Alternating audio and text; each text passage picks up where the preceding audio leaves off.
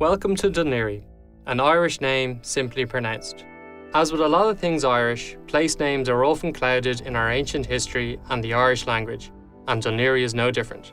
More recently, however, Dún Laoghaire has come to be known as the jewel in the crown of Dublin Bay because of its incredible harbour area.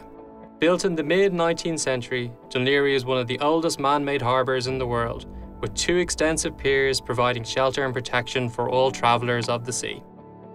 Dublin, the capital city of Ireland, has 2 ports in very close proximity to it, and Dún Laoghaire has come to focus and concentrate its efforts on leisure, tourism and water sport activity, and for all very good reason, as Dún Laoghaire enjoys a spectacular location for cruise ship visitors who wish to enjoy all the benefits Dublin City and its region has to offer.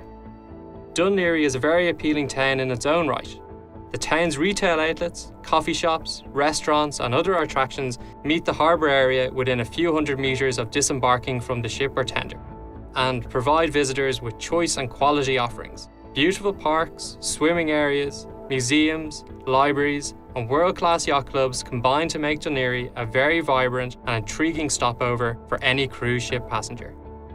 Specific places of interest include the Shackleton Endurance Exhibition, the Dalkey Castle and Heritage Centre, and the James Joyce Martello Tower. Within a very short distance in either direction, there are plenty of other attractions. Dublin City Centre, a mere 18 minutes away, meets all the expectations anyone would have of a major European capital city. Full of history, things to see and do, all the shopping you could possibly imagine, and plenty of locations where everyone can enjoy the legendary Irish crack and hospitality. Rapid access is provided by dedicated taxi and coach lanes and the high-frequency local area rapid transit train system. If a rural ideal is anyone's preferred way to spend their time, the allure of County Wicklow, the Garden of Ireland, is closer to Dún Laoghaire than any other port in the Dublin region. The majesty and appeal of Pariscourt House and Estate is a mere 30 minutes from Dún Laoghaire, and the ancient ecclesiastical site of Glendalough is within 60 minutes. Both are surrounded by the most beautiful and incredible countryside Ireland has to offer. And whilst we have put a lot of effort into ensuring that our visitors have a terrific choice of things to see and do, attractions to visit and enjoy, and places to eat and drink, we haven't neglected the benefits of berthing in Dún Laoghaire. There's an extra hour ashore for your passengers. There is a cost saving on fuel, easier access to the berth and substantial investment in berthing facilities, which will result in an even deeper channel into the harbour and larger berths within 18 months. Dún Laoghaire is almost perfect when it comes to visiting Dublin City and its region. Facilities, attractions, location and access. It truly is the jewel in the crown of Dublin Bay. Approaching the city of Londonderry, also known as Derry, you'll see the train on the route of one of the great railway journeys of the world, featured in the BBC series. In the heart of the city, there are good moorings for pleasure craft. After the Second World War, the German U-boat fleet was moored in the city before being scuttled in deep water off the Irish coast.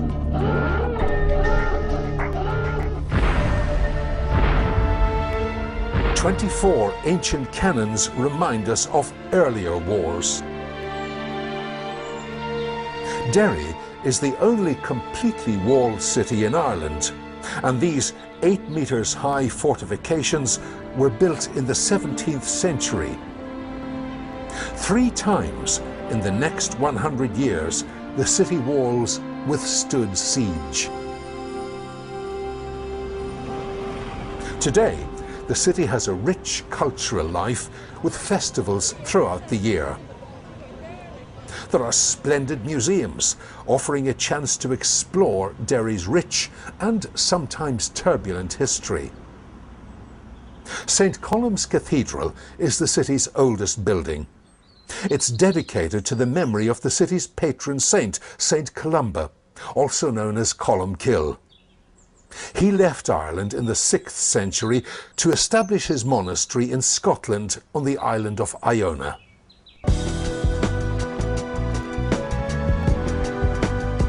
Today's sailors on Lough Foyle can feel themselves as close to the sea as did Columba 1400 years ago.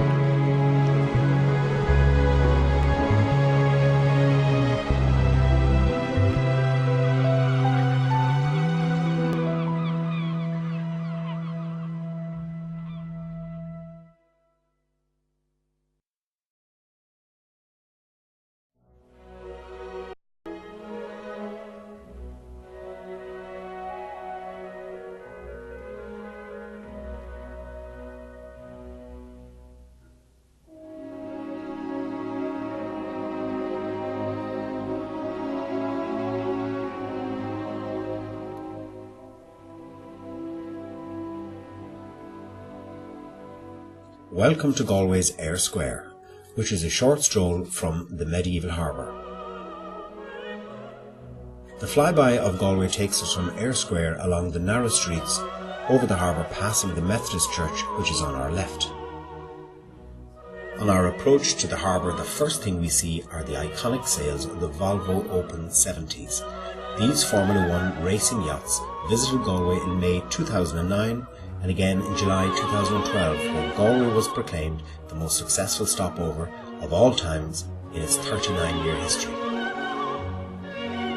Flying over the medieval harbour and approaching the port offices to the right, we enter the Enterprise Park, a land bank of the port's commercial activity and trade throughout the world.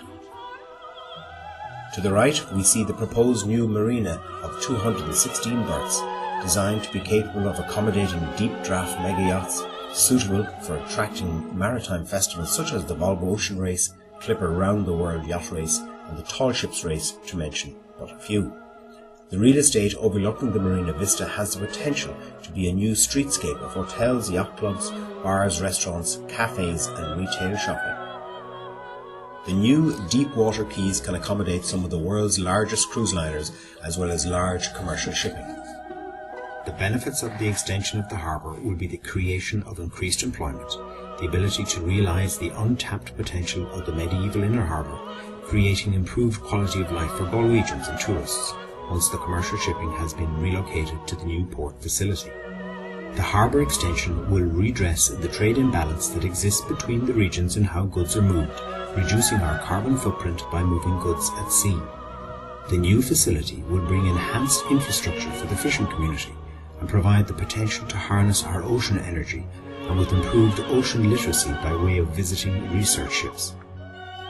The Galway Harbour extension plugs all the gaps that exist in maritime Galway, whether it is commercial shipping, cruise tourism, fishing, ocean exploration or marine leisure. The new Port of Galway will continue to be the economic driver in the region.